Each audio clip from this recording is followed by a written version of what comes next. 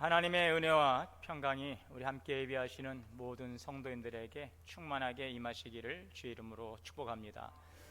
지금 연일 계속되는 장마 또 기록적인 폭우로 인해서 오늘 우리 장로님의 기도처럼 소중한 생명을 잃고 또 집과 재산을 잃어버리고 고통 가운데 있는 우리 주변의 이웃들이 있습니다. 속히 이러한 잃어버린 것들이 회복될 수 있도록 또 복구될 수 있도록 더 이상 큰 피해가 발생하지 않도록 또 큰 아픔 가운데 있는 우리 주변의 이웃들은 이 아픔을 잘 추스리고 일어설 수 있도록 오늘 이 시간 우리가 마음을 모아서 함께 기도하는 마음으로 예배에 참여할 수 있기를 바랍니다. 또 우리 교회 안에도 보면 참 많은 분들이 병상 가운데 계십니다. 오시고 싶어도 여러 가지 질병으로 인해서 병상에서 예배를 드릴 수밖에 없는 우리 교우들 계시고, 또 오늘 아픈 몸을 이끌고 또 이곳에 와서 예배하시는 분들도 계시는데 우리의 상한 마음을 위로하시고 또 우리의 질병을 치료하시는 주님의 치유의 은혜를 통해서 우리의 마음과 육체가 회복되는 은혜가 있기를 바랍니다. 오늘 이 가운데 함께 예배하시는 우리 모두에게 크신 하나님의 은혜와 충만한 은총을 통해서 회복되는 놀라운 은혜의 시간이 되실 수 있기를 주의 이름으로 축원합니다. 사도 바울이 사역했던 1세기에 요한은 이제 반모섬에서 복음을 전하다 갇히게 되고, 이 반모섬에서 하나님의 놀라운 계시를 보게 됩니다. 사도 요한은 로마의 그 도미티니아누스라고 하는 아주 좀 포악한 그 로마의 그 황제가 통치하던 그 시기에 믿음을 지켰던 위대한 사도인데, 그 지도를 한번 보시면 이제 7교회에 주님께서 편지를 쓰라 하십니다. 사도 요한이 주의 날, 그러니까 오늘로 말하면 주일이죠. 어느 주일 아침에 하나님께서 성령의 감동을 통하여 사도 요한에게 계시를 주십니다. 그래서 큰 음성 가운데서 이제 주님의 음성을 듣게 되는데, 그 소아시아에 있는 7교회에 편지하라는 주님의 그 음성을 듣게 되고, 그 음성을 받아서 편지를 써서 보낸 그 서신이 지금 요한 계시록입니다. 이 소아시아라고 하는 지역은 보다시피 지금 터키 지방, 튀르키예라고 하죠. 이 지역을 지금 소아시아라고 명명하고 있습니다. 왼쪽으로는 그 이제 그 고린도 지방 있고, 저 또 더 왼쪽에는 보이지 않지만 로마가 온 세계를 통치하던 그 시대에 그 기독교인들은 로마의 그 지배 아래에서 말할 수 없는 박해를 받고 있었습니다. 우리 믿음의 선배들은 이 로마 그 황제의 숭배를 강요하는 이 엄청난 종교적 핍박, 물론 정치적인 탄압도 있었지만 구체적으로 기독교인들은 종교적인 핍박을 받으면서 말할 수 없는 환난과 고통 가운데 있었어요. 그들에게 소망을 주고 위로를 주고, 그 말씀이 바로 요한계시록인데요. 오늘 그 말씀에서 하나님은 요한에게 7교회에 편지하라 하시면서 이제 에베소, 또 서버나, 버가모, 두아디라, 또 사대, 빌라델비아, 라우디게아, 이 7교회에 편지를 보내고 있습니다. 자, 그런데 여기서 7이라고 하는 숫자는 상징적인 숫자입니다. 7은 완전수입니다. 그래서 7은 소아시아에 있는 7교회는 단지 그 7교회만이 아니라 모든 교회를 대표하는 교회이지요. 소아시아 지역에는 7교회만 있던 것이 아닙니다. 많은 교회들이 있었고 많은 교회들이 동일한 핍박 가운데 있었습니다. 이 7은 완전수, 그래서 모든 교회를 대표하는 교회가 바로 7교회이기에 그 당시의 이 편지는 분명히 1세기 고난당하는 성도들에게 주신 주님의 계시의 말씀이지만, 지금도 이 성령의 시대, 교회 시대 이후에 이제 로마의 멸망 후에도 세워지는 교회, 또 예수님의 재림의 때까지 세워지게 될 교회, 지금 존재하는 모든 교회, 이 모든 교회에 주시는 주님의 음성이라는 것이죠. 주님의 말씀이라는 것이죠. 그래서 에베소 교회를 통해 주시는 말씀을 오늘 우리 교회에 잘 적용해야 될 필요가 있는 것입니다. 자, 그런데 오늘 1절에 보면 예수님께서는 이렇게 말씀하셨어요. 에베소 교회에 편지하라. 오른손에는 7뼈를 붙잡고 7금 촛대 사이를 거니시는 이가 말씀하신다. 이분이 바로 예수 그리스도이십니다. 자, 그러면 여기에서 일곱 별은 무엇이며 일곱 금촛대는 무엇인가? 그것을 계시록 1장 20절에서 설명을 해 놓았습니다. 일곱 별은 일곱 교회의 사자요, 일곱 촛대는 일곱 교회니라, 이렇게 다 그것을 설명해 두신 것입니다. 일곱 별은 앙겔로스로 이렇게 번역이 됩니다. 앙겔로스는 천사입니다. 그러나 이 천사로 번역되는 이 앙겔로스, 이 말씀은 하나님이 보내신 사자, 이는 교회를 대표하는 존재라는 것이죠. 교회를 대표하는 존재를 주님께서 붙잡고 계시고, 또 일곱 촛대는 교회입니다. 그 교회를 대표하는 그 사자를 주님께서 붙잡으시고 일곱 촛대, 교회 사이를 오가시는 장면을 보여주고 있죠. 이것은 무엇을 말씀하고 있느냐? 예수님께서 오늘도 교회를 살피시고, 오늘도 섭리하시고, 오늘도 우리를 보호하시고, 오늘 우리를 인도하시고 있음을 보여주고 있는 것입니다. 할렐루야. 오늘도 주님께서는 이 촛대 사이를 오가시면서 섭리하시고, 또 우리를 인도하시고, 또 보호하시고 주장해 주시는 줄 믿습니다. 자, 그러시면서 예수님께서는 이 에베소 교회를 향하여 먼저 편지하라 하시고, 에베소 교회 두 가지를 말씀하시는데, 두 가지는 바로 책망과 칭찬이었습니다. 두 가지, 칭찬과 책망의 말씀을 에베소 교회에 주고 있습니다. 먼저 에베소 교회를 칭찬하십니다. 에베소 교회는 사도 바울이 1차, 2차, 3차 전도 여행 가운데 3차 전도 여행 때 세워진 교회입니다. 이 에베소라고 하는 도시는 소아시아의 중심되는 수도입니다. 아시아의 수도와 같은 아주 중요한 거점 도시가 바로 에베소이죠. 항구 도시이고 굉장히 상업, 무역이 발달했던 도시입니다. 경제적으로 윤택했던 곳이 있죠. 자, 그러다 보니까 경제적으로 윤택했지만 대단히 또한 문란했던 도시이기도 했어요. 항구 도시였던 특징에 의해서 굉장히 성적으로 타락하고 또 우상 숭배가 만연했던, 그래서 여기에는 그 신전이 세워졌는데, 이 신전이 얼마나 컸는지, 그 아데미의 신전, 그 파르테논 신전보다도, 그리스의 파르테논 신전보다 더 큰, 4배나 더 큰 엄청난 그 아테미 신전이 세워졌던 그런 우상의 도시이기도 했습니다. 경제적으로는 부유하고 굉장히 편리한 그런 환경이 있었지만 신앙생활 하기에는 굉장히 열악한, 굉장히 좋지 않은 것이죠. 경제적으로 부유했지만 성적으로 타락하고 또한 우상 숭배가 만연했던 곳에서 이 교회를 세워간다는 것은 쉬운 일이 아니었어요. 그럼에도 불구하고 예수님은 그 에베소 교회를 향하여 칭찬하시고 계십니다. 오늘 2절의 말씀이죠. 주님께서 내가 네 행위와 수고와 내 인내를 알고 있다. 무엇을 칭찬하고 있습니까? 에베소 교회의 믿음의 행위, 그 수고와 인내를 주님이 알고 계시다라고 말씀하고 있는 것입니다. 자, 그러면 이들이 칭찬받았던 그 내용, 그들의 행위와 수고와 인내는 무엇인가? 그 아래에 보시면 악한 자들을 용납하지 아니했다는 것입니다. 2절입니다. 악한 자들을 용납하지 아니한 것. 그러니까 교회 안에, 이 공동체 안에서 자꾸 거짓을 전파하고 질서를 어지럽히는 그런 자들이 있었는데, 그러한 것들을 용납하지 않았다는 것이죠. 이 교회 공동체의 질서를 무너뜨리는 그런 악한 세력들에 대해서 용납하지 않았다는 것을 주님은 먼저 칭찬하고 계십니다. 또한 자칭 사도라 하되 아닌 자들을 시험하여 그의 거짓된 것을 내가 드러내었다. 잘못된 가르침으로 신앙생활에 혼란을 부추기는 그 이단들을 분별해내고 진리를 수호한 일을 주님이 칭찬하십니다. 특별히 당시에는 이 니골라당이라고 하는 그 대표적인 이단이 활동을 했던 시기이기도 하지요. 이 니골라당, 그래서 오늘 6절에 보면 내가 니골라당의 행위를 미워하는도다, 잘했다 칭찬하십니다.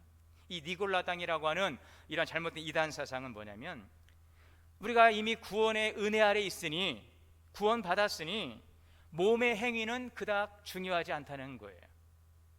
영으로 구원을 받았으니 육체는 그냥 아무렇게나 써도 상관이 없다는 것입니다. 이원론적 사고이죠. 당시에 그 만연했던 영지주의입니다. 영과 육을 분리하고 영은 거룩하고 육은 속된 것입니다. 심지어는 이 영지주의는 예수님의 그 인성을 잊고 이 땅에 오신 성육신 사건도 부정했던, 예수님의 부활을 부정했던, 거룩하신 예수님이 이 더러운 이 육체를 입을 수 없다는 것이죠. 철저하게 영과 육을 분리해서 영은 거룩한 것이고 육은 속된 것이다. 우린 영으로 구원받았으니, 이미 구원받았으니 이 육체는 쓰고 그냥 버리면 되는 거다. 그래서 아무렇게나 그냥 행동해도 상관이 없다는 거예요. 여러분, 이 에베소 교회에 주신 말씀은 오늘 지금 우리에게 주시는 주님의 음성인 것입니다. 잘 우리는 이 말씀 우리 삶에 적용해 보아야 할 것입니다.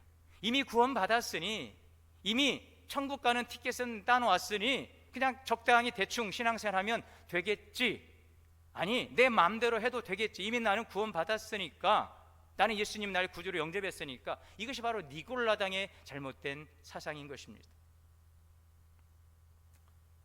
그래서 이들은 막 우상에게 바쳐진 음식을 아무 음식이나 그냥 먹는 거예요. 아무거나 먹고 마시고 즐기고 구별하지 않아요. 그냥 먹으면 되는 거지. 그럼 마셔, 먹어.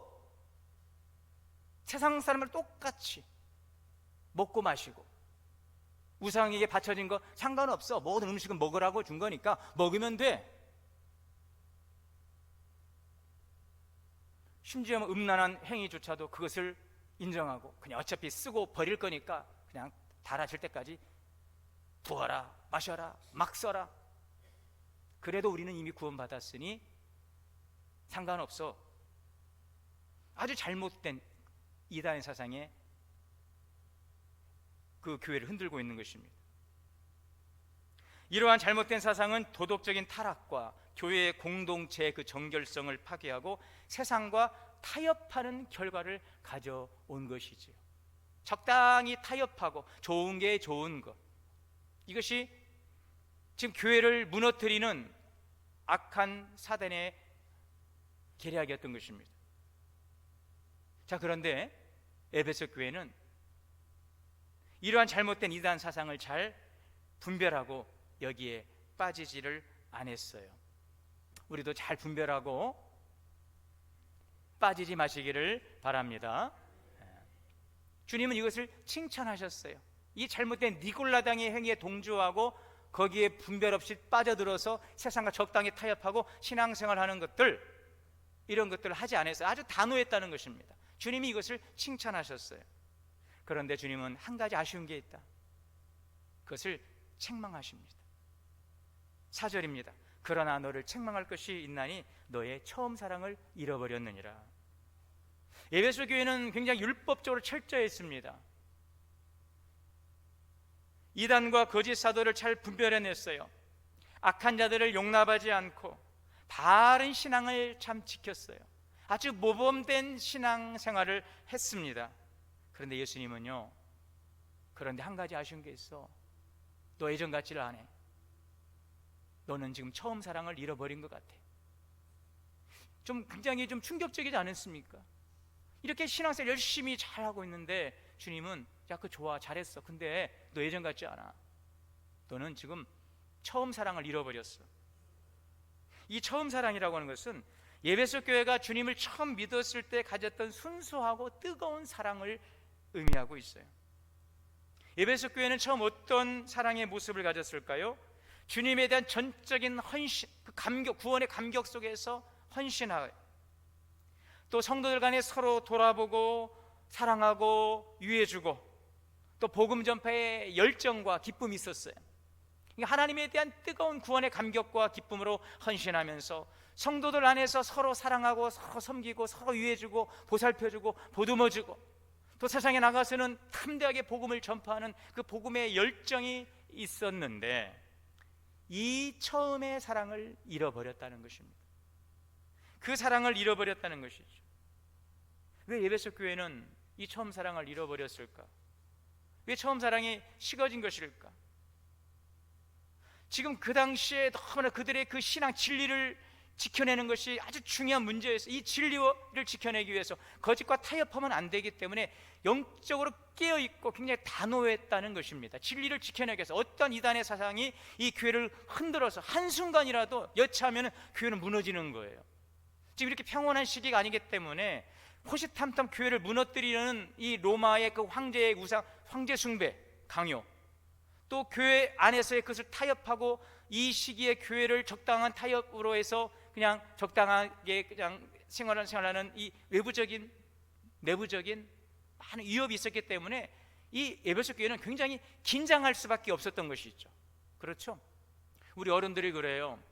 우리 부모님 세대들이 아들이 자식이 예쁩니까?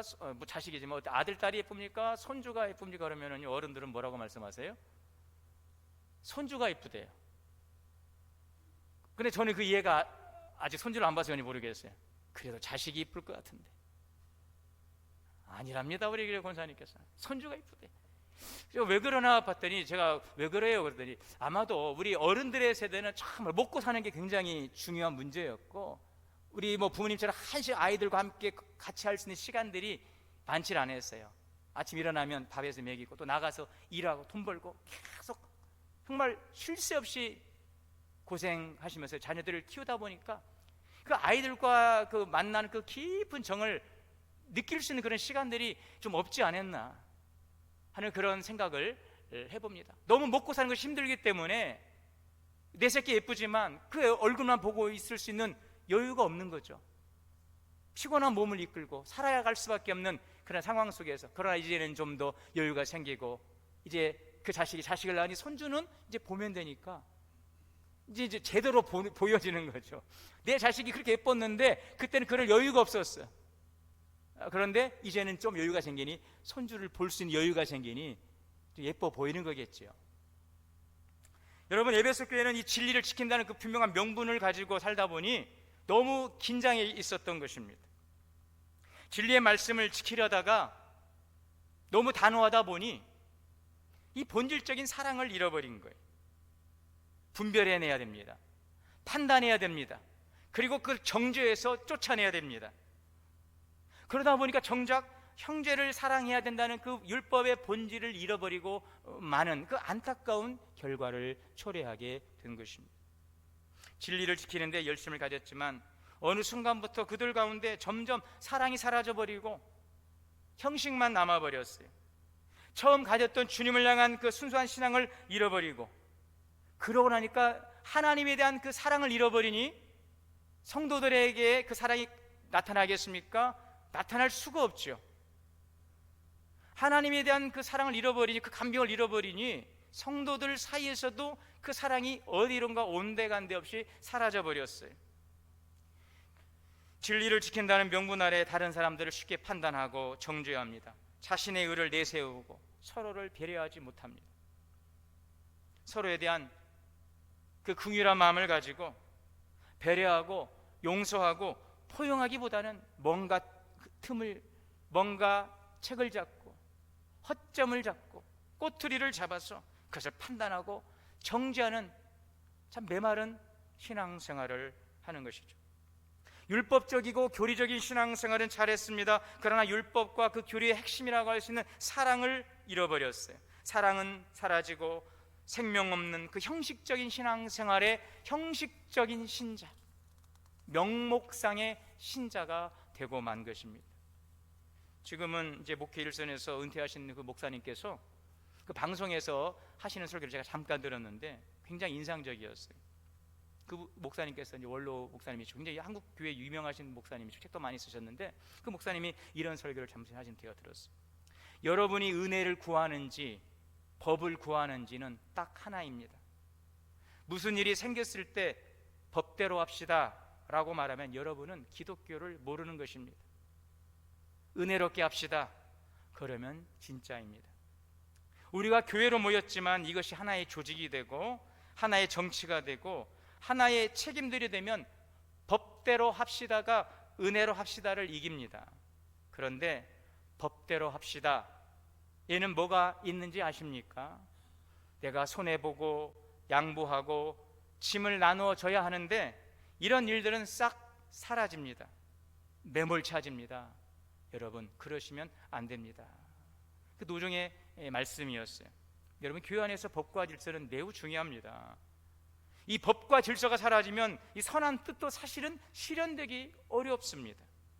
그래서 고린도전서 14장 40절에 보면 모든 것을 품위 있게 하고 질서 있게 하라고 그랬어요. 이 법과 질서가 교회 안에서 무너지면 사랑으로 해야 될 선한 뜻도 이루어지기가 어렵기 때문에 이 법과 원칙과 질서는 대단히 중요하고 저는 그걸 굉장히 중요하게 여깁니다.